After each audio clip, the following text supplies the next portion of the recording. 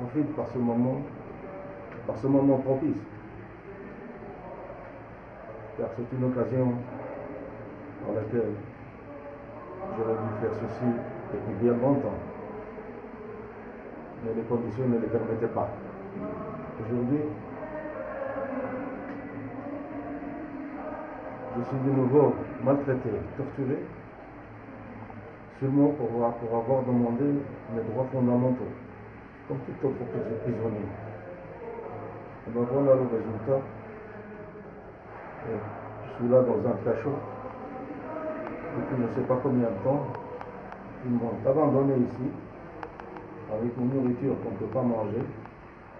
Voilà, c'est la vie de cachot par laquelle je suis déjà passé en 2011. Et maintenant en 2012, je suis en train encore de souffrir. Le rapporteur spécial de l'ONU est venu visiter en septembre 2012. Et à partir de là, ça s'est empiré. Ça a empiré et je dois encore encaisser encore. Jusqu'à quand, je ne sais pas. On a violé ma dignité, aussi mes droits. Surtout dans mon pays, qui est censé adhérer à toutes ces conventions des droits de l'homme et la dignité humaine.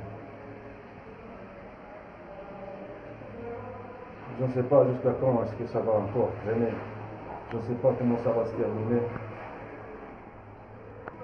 En tout cas, j'ai décidé de ne plus me taire et de ne plus garder silence. C'est dans des cas propices comme celui-ci que j'ai l'occasion de dévoiler la vérité. Alors à vous d'en juger. Voilà la liste de tous ceux qui m'ont torturé et malmené jusqu'à aujourd'hui. Alors, je voudrais que justice soit rendue. Je voudrais que justice soit faite.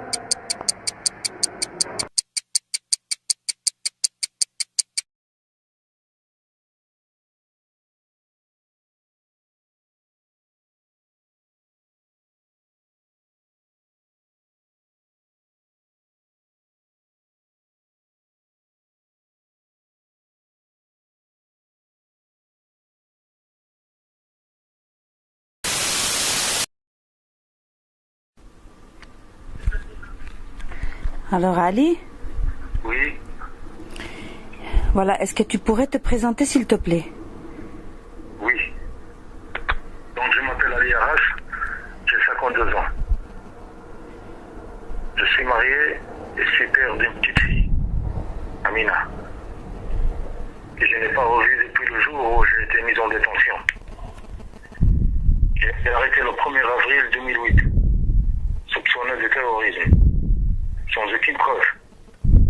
Je n'ai jamais cessé de déclamer mon innocence et de dénoncer tous les torts qui m'ont été causés.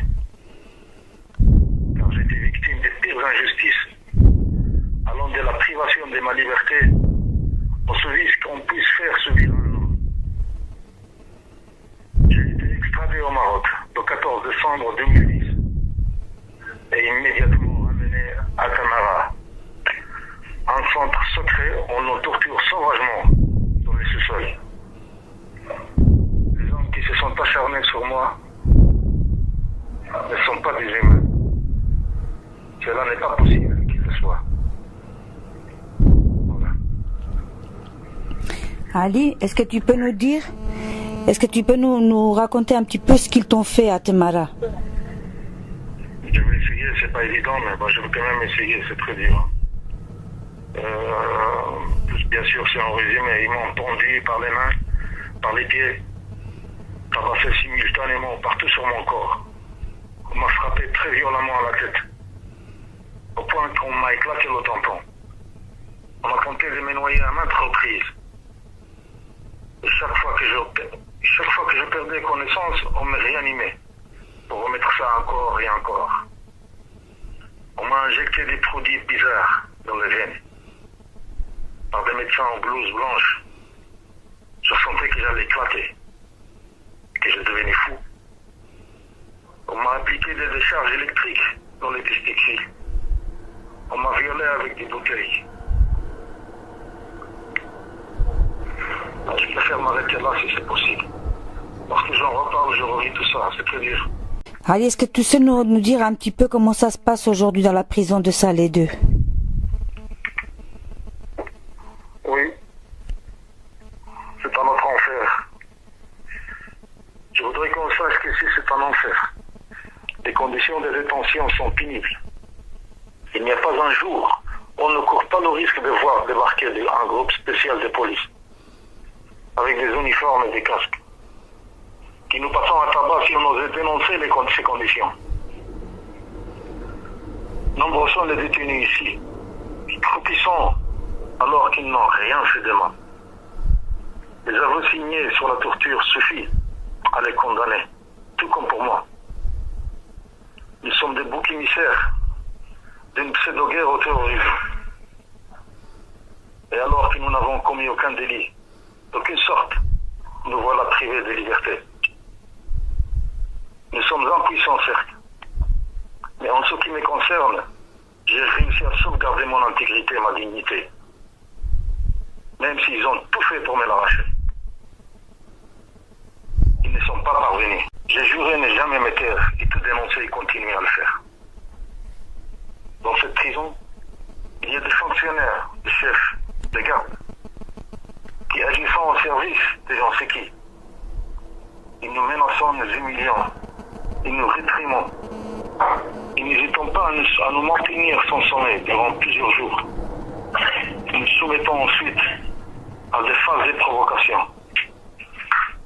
Quand on arrive au stade de tension et pression, au plus rien n'est supportable, les simulations de viol par un groupe sur l'un d'entre nous peut arriver tout moment. C'est là, les amis, de nous humilier, de vouloir nous affecter dans notre dignité d'homme. Les exemples que je pourrais donner sont très nombreux et très douloureux à raconter. Que Dieu entende nos prières.